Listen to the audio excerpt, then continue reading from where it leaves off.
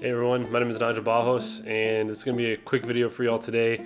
Today I'm just going to give you 4 tips on how to keep yourself in focus when filming with a Panasonic camera.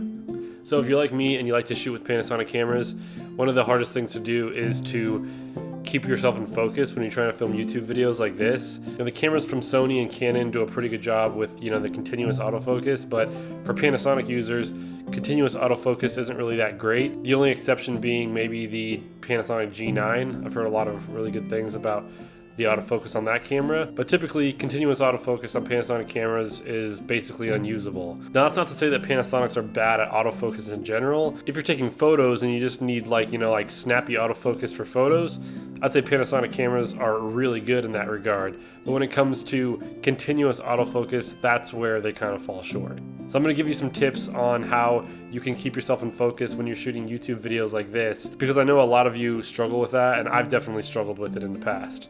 So tip number 1 is going to be having the right lens on your camera.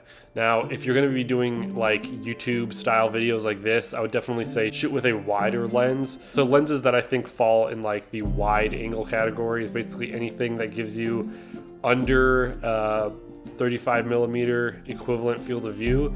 So something like the Panasonic 12 to 35 shooting at 12 millimeters would be great. It's like a 24 millimeter field of view. The Olympus 12 millimeter f2, that's a great one. The Panasonic 14 millimeter I really like. That one's really inexpensive too. It's only like 150 bucks used on eBay. And even the Panasonic 15 millimeter f1.7, which I'm using the DJI version of that lens, but this is a perfect focal length to shoot most of my YouTube videos on because it gives me about a 30 millimeter equivalent field of view, and that's just wide enough that I can be close to the camera and be able to reach the shutter release. And that's why you kind of want a wider angle lens, is because you want to be able to reach out and half press your shutter release to focus you. Now I have my Panasonic GH3 set up for when I press down fully on the shutter release, it actually starts the video recording. So that makes it really easy for me. All I have to do is just reach out, half press to focus, and then full press to start my video recording. And so that's tip number 1, is make sure you have a wide enough lens that you can get close to your camera so you can half press to focus on your face. So tip number 2 is actually to try out face tracking autofocus. If you don't want to be reaching out or you just can't reach out to the camera, I would say try out the face tracking autofocus. Now, just a big disclaimer, I just told you that the continuous autofocus doesn't work too well with Panasonic cameras. That is still true, but with certain lenses, the face tracking continuous autofocus can work perfectly fine, especially if you're not going to be moving around too much. Maybe you're just going to be moving your head slightly or slightly forward or something like that. The face tracking autofocus can work out decently well if you're using the right lens. Now this DJI 15mm f1.7 is not the greatest at this, but one lens that I actually think works out really well is the 14mm f2.5. I use that a lot with face tracking autofocus, and it kept my face in focus basically the entire time. It's not 100% foolproof, but if you don't want to have to be worrying about going, a little bit too far out or a little bit, too close to the lens, then using face tracking autofocus could be a good option if you're using the right lens. Now again, you're just gonna have to experiment with this. I found that the kit lenses work pretty well. The 14mm f2.5 works pretty well, and even the 12 to 35 works decently well. But I would say the best out of those 3 is definitely the 14mm. So just try it out. If you don't want to worry about, going a little bit too far in or too far out, a face tracking autofocus can work. Panasonic cameras use contrast detection autofocus, so it's typically pretty easy for the cameras to find your face because you have eyebrows and your eyes and your nose. There's a lot of contrast in your face, so it's typically pretty easy for the Panasonic cameras to, recognize your face.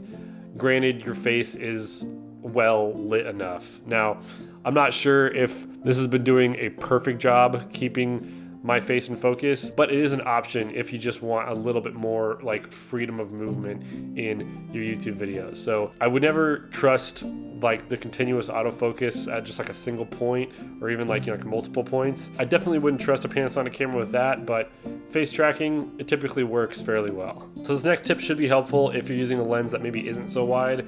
Maybe you're a little bit further away from the camera and you can't reach out to press the shutter release. Well, the simple solution for that is to just get a shutter remote. Now I actually have this plugged into my camera right now, and this is just a little shutter release remote right here. So instead of having to reach out and press the shutter release on my camera, I can just press it right here. And even after I've started recording, I can double check just to make sure that I'm in focus by half pressing the shutter release, and then I'll see the little green indicators that I'm in focus. Now what's kind of cool about using a shutter release remote like this is that if you did want to do one of those shots where you bring something up close to the camera, you just half press the shutter remote and then it'll focus on whatever you brought up close to the lens.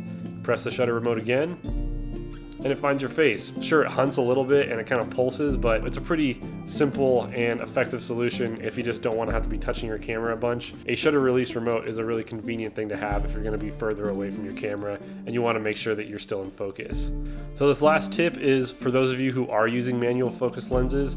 Say you're using the Canon 12mm and you want to make sure that you're in focus. Well, again, I would say try to be as close to the camera as you can and utilize your focus peaking feature on your camera. Now, if you're like me and you have a Panasonic GH3, unfortunately there is no focus peaking on this camera, but if you have the G6, the G7, GH4, GH5, GH5S, any of those cameras, they have focus peaking. So turn that feature on. Obviously, try to shoot with a wider lens so that you can, make sure that you're in focus, and you can just manually focus yourself. Use the focus peaking feature to make sure that you're going to be nice and sharp. If you are using a lens that is a little bit more cropped in and you can't reach the lens, then the only other option that you have is to place an object in the area that you are going to be standing or sitting in. So you could use a stuffed animal, or you could use a light stand or something like that, or just something that you can focus on that's going to be where you are after you start recording. So, and again, the focus peaking feature is really going to help with situations like that. So I hope these tips were helpful for you, and hope you enjoyed this video. If you did, it'd be great if you hit the like button, and be sure to subscribe to my channel if you want to see more content from me. I'll have links in the description to that little shutter release remote for Panasonic cameras, as well as a bunch of other gear that I use and recommend. There'll also be a link to my Selfie, Patreon, and Teespring account if you want to check those out. But yeah, thanks so much for tuning in, and I will see you all in the next video. Bye.